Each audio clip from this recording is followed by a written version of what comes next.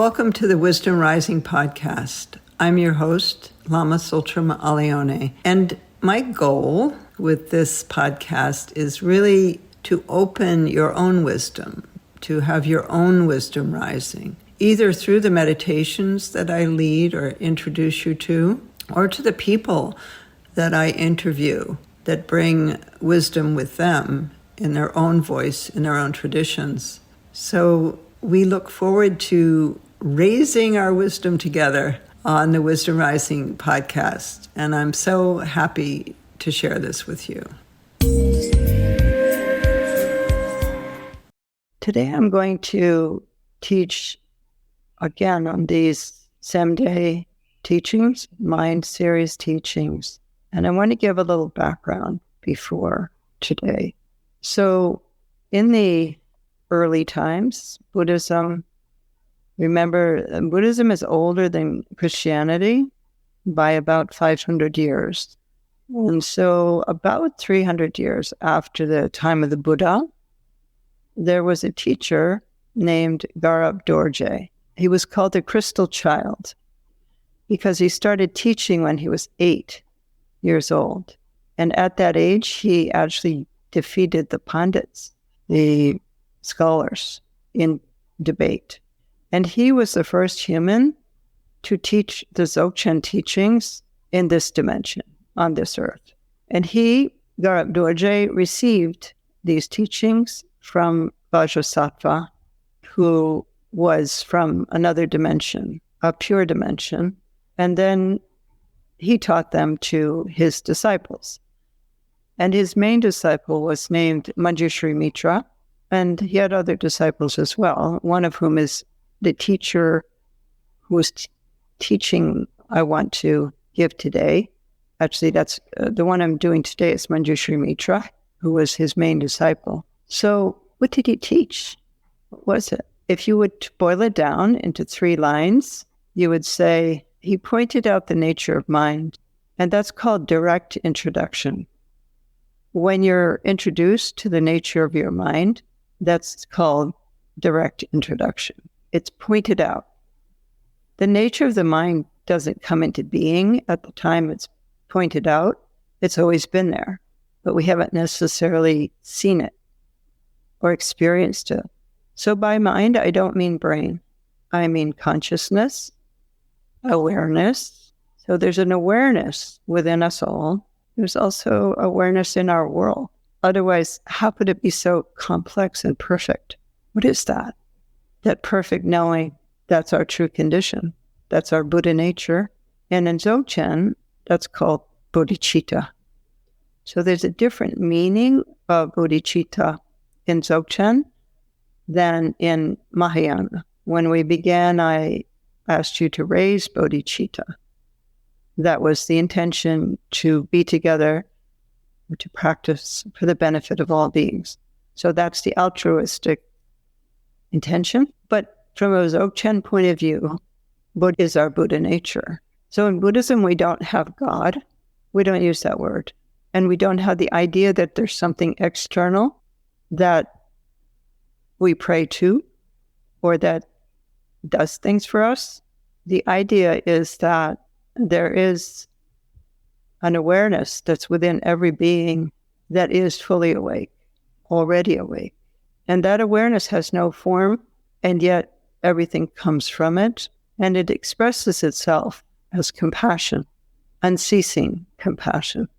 So the first line from Garab Dorje's final teaching to Manjushri Mitra was direct introduction to this empty yet cognizant true nature. The second one is going beyond doubt, so that you hear this, you hear it, but you might have doubts about it. You're not sure. You haven't actually experienced that yourself. And so you need to go beyond doubt. And that requires you to practice, to meditate, until you have a personal experience of it. And you don't have any more doubts anymore. Because if you actually experience something, There's no way you can have a doubt about it. And no one can take that away from you. Even if you have a teacher and then you get disappointed in your teacher, if you've understood it, that doesn't take it away. So that's the second, going beyond doubt. And the third is remaining in that state or stabilizing that state. That means that you don't go in and out of that understanding. You stay in it day and night. And so that's a process that also requires practice. So those are the three words or the three phrases of Garab Dorje. And that's the essence of the transmission that he gave to Manjushri Mitra. Do you remember what they are? First one? The first one is direct introduction. The second one, going beyond doubt. And the third one, remaining in the state or stabilizing that state. So after Garab Dorje passed away, he reappeared to Manjushri Mitra and he gave that teaching. So practitioner's task, the job of the practitioner is to integrate that state of knowledge into their daily activities and develop the capacity to the point of unifying the energy of the physical body with the energy of the outer world. I'll just say that again. To integrate it to the point of unifying the physical body with the energy of the outer world. If that actually occurs, at the time of death, the physical body dissolves into rainbow light. And that's called the rainbow body. And that actually happens. And it's not just once upon a time that this happened. It's still happening. I've heard of and seen pictures of this happening recently in Tibet. So at the time of death, the actual physical body reintegrates into its true condition, which is light. So all the cells in the body return to their true condition, which is different colors of light. And each of those elements is a different color of light. And that's why it becomes the rainbow body. So, for example, the fire element becomes red light, the earth element becomes yellow light, and so on. So that total reabsorption of the material elements into the energy and luminous essence of the primordial state is the rainbow body. It's pretty amazing, right? You might think, oh, wow, really? Could that actually happen? I just, in Tibet in 1998, I met a Lama who had just been with a Lama friend of his who had taken the rainbow body. And he showed me photographs of that Lama while he was still alive, but right before he took the rainbow body, they had a meeting, and it was a photograph of this Lama, but you could see the wall behind him through his body. You could see, because there was a kind of wainscoting on the wall, and you could see that in his body. So he was already in that process. Often people that are going to take the rainbow body stop eating and do what's called dharma chulen, and they just drink water. And at first, they might take the essence of flowers and minerals in little pills for a few years, and then eventually they just stop eating food. They don't need it because they're receiving the energy of the elements in other ways. It's pretty amazing that this happens, and it makes you kind of rethink your assumptions about life and death. But that's not where we are right now. And so where we are is just getting at first this understanding and then using the methods that take you to that. And there are specific methods, like a kind of technology almost, to reach that state. So there's 3 series of Dzogchen teachings: Semde, which is the mind series; Longde, which is the space series; and Menekde, which means the pith instructions. The Semde teachings were taught in the physical world at the beginning, at this time of Garab Dorje, and total realization can be reached through Semde. And then Longde, also taught at that time. And then the Menekde, the pith instruction, was taught later and came as a terma, or rediscovered teaching. So I'm teaching from the Semde lineage. There were 20 Semde lineage teachers before this lineage went from Oddiyana in India to Tibet.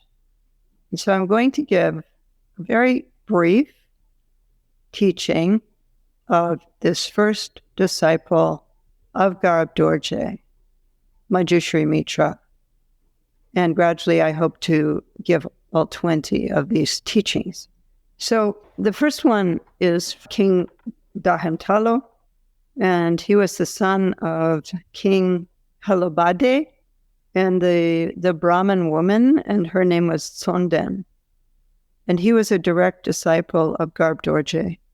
And he asked Manjushri Mitra, Jampal Shenyan in Tibetan, for the teachings, the complete teachings. And so Manjushri Mitra summarized their essence in this way. And I'd like to teach this in an experiential way. So we do a little meditation as I'm teaching it. So he said, bodhicitta is the 5 great elements. Okay, so what's bodhicitta? I talked about that, right? You remember what bodhicitta is? Okay, let's break it down. So the word in Tibetan is changchup.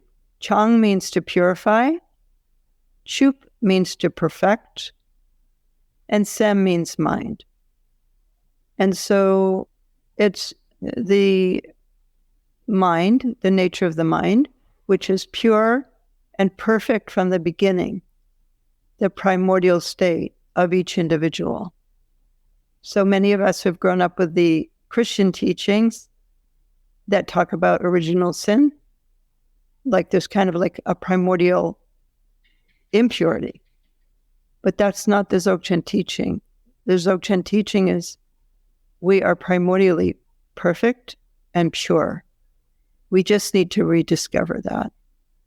And so is the Chang, which is this process of purifying our obscurations to discover this already pure essence that is our true nature. And so that's a living presence. And that living presence of comprehending that, the actual experience of knowing that, is called Rigpa, which can be translated as instantaneous, non-dual, pure presence. Rigpa. R-I-G-P-A. So to demonstrate the importance of this term, bodhicitta, many of the Semde teachings, the mind series tantras, attached a word as a prefix before the actual title of the teaching. And it appears that in ancient times, the term was used to designate the Dzogchen Semde teachings in their entirety. So if you just said Changchup or Changchup Sem, that's Semde. So sort of like an abbreviation. Okay, so what did he say? Bodhicitta is the 5 great elements. Let's see. We have Kyape Namke Yin. It is space which does not manifest, but is all-pervading.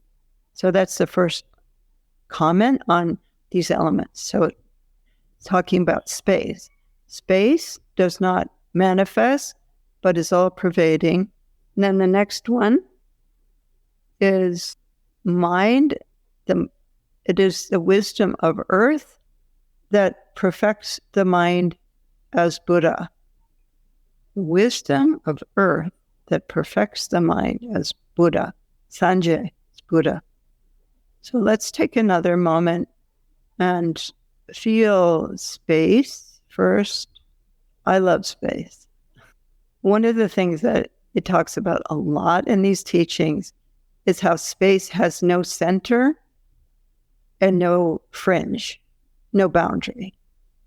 So we might think, well, the center of space is in my body, but actually it's not. Your body is participating in this element of space that has no center and no boundary, no edge. It doesn't end. Space is used a lot as an analogy of the nature of mind. But here it's talking about all the elements as that. So the second one was earth. The mind of the Buddha is accomplished as wisdom of earth. That's interesting. You don't think of the earth as the mind of the Buddha, but it's saying it is. And also, the elements are considered to be the female Buddhas, not the male Buddhas, the female Buddhas. And then the next one, Chu, is water. So it is the primordial wisdom of water that washes away the traces of thoughts. Have you ever noticed how purifying water is? Like, you can feel really awful when you wake up and you go and take a shower, and almost immediately, as soon as you get all wet and you feel that water going over your body, your mind state changes. Just even washing your face with water changes it. You know, these are things that we do every day, but we don't actually notice. Like, wow, I really feel different because of my contact with water. And where I'm living here, we're staying right now, we swim in the ocean. And I can go down there after working all day and writing at my computer, and I feel like exhausted and my body hurts. And then I get in that water and I feel different immediately. That's the power of water to cleanse. It clears our energy, right? You feel that? It is the primordial wisdom of water that washes away the traces of thoughts. So if we can experience water actually washing thoughts, that's really beautiful also. Then the next line is fire. It is the wisdom of fire that burns concepts of subject and object. When you take something and you burn it, it's no longer there. So when we unite with fire, it takes us to a state of non-duality, not two. I didn't say one, because if you say one, that becomes a thing.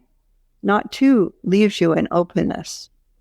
So let's just feel that fire. This one's air. I really like the air. The wisdom of air abides without fixed habitation, doesn't live anywhere. The wisdom of air abides without fixed habitation.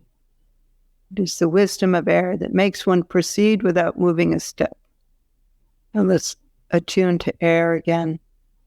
You know, these are all meditations that you can do anytime. Sit out on your balcony and become one with air. Feel the wind.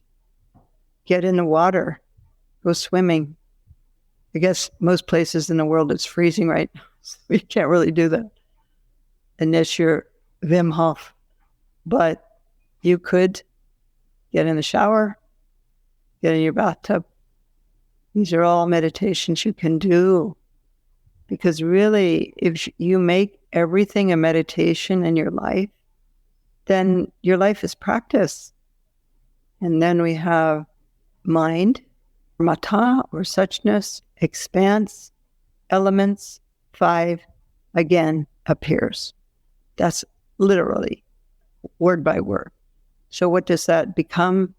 The suchness of the expanse appears as the 5 elements. The expanse of suchness, that's dharmata. So when you experience your true condition as suchness, so what does that mean, suchness? It means as it is. As it is. You're not laying a concept on it. It is as it is. And that experience of suchness is expansive. It's like space. So that line is, the suchness of the expanse appears as the 5 elements. The suchness of the expanse, or the expanse of suchness, appears as the 5 elements. So that means that the elements aren't separate from suchness. Mind does not arise from anywhere. Non-dual. Clearly know this. So, clearly know the mind does not arise from anywhere. It is non-dual. Your mind doesn't come from anywhere. It's not your brain. Your brain is a tool of the mind, but so are your other senses. And that's why in Buddhism, the thinking mind is considered to be one of our senses, like hearing, tasting, touching, feeling, thinking. That's not the mind. Mind is the awareness, the consciousness that pervades everything. And yet we can't see it. We can't touch it. We can't grab it. We can barely name it, because as soon as you name it, that's not it, because it's beyond concepts. But you can experience it in meditation. And I'll read you this last line. Naturally arising, peaceful meditation, unfabricated or uncorrected, rest or settle. So this word shock, I love this word because it's kind of automatic poetic. When you say shock, it sounds like something falling, right? Like something almost like shock. And it's used for meditation. So it means to rest or to settle, shock. So that line is settle into unfabricated, and that's another great word. It means not corrected, because in a way we're always correcting our primordial state. We're always trying to fix it, which takes us away from it. So settle into unfabricated, self-existing, peaceful meditation. Okay, let's settle. So let your body shock, like just let it flop, relax, rest. There's a Dzogchen teacher I know named Tsogni Rinpoche, and I asked him, he did a retreat, and I said, what did you do in retreat, Rinpoche? And he said, I rested. You rested? And he was like, yeah, I just let my mind rest. And then I also did some mantras. So let's see if you can let your mind rest in peace, not doing anything, not efforting, not trying. Not trying is harder than you think, right? We're always trying. Settle into unfabricated, self-existing, or inherently existing, peaceful meditation. You're not trying to make it peaceful. You're not thinking, peace, peace, peace. It just is.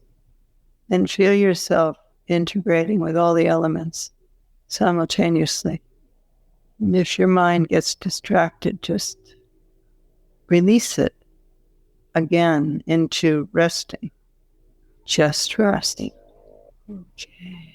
Let's dedicate the merit or the positive energy that we accumulated today, dedicated to the benefit of all those beings made of the 5 elements, all those beings in the world who are suffering, and to our Earth herself, who is also doing her best to serve us, but we're making it difficult for her. She's trying to keep in balance. So let's give her some energy, some love. Offer any positive energy that we accumulated today for the benefit of all beings. Thank you. Thank you, everyone, for being with us for this Wisdom Rising podcast. May it benefit all beings. And I'd like to take a moment to thank the production team of Wisdom Rising, and also to let you know that if you would like further information on my work or the associated people who work with Tara Mandala, you can reach out to the Tara Mandala website, TaraMandala.org. Thanks, everyone. Stay safe.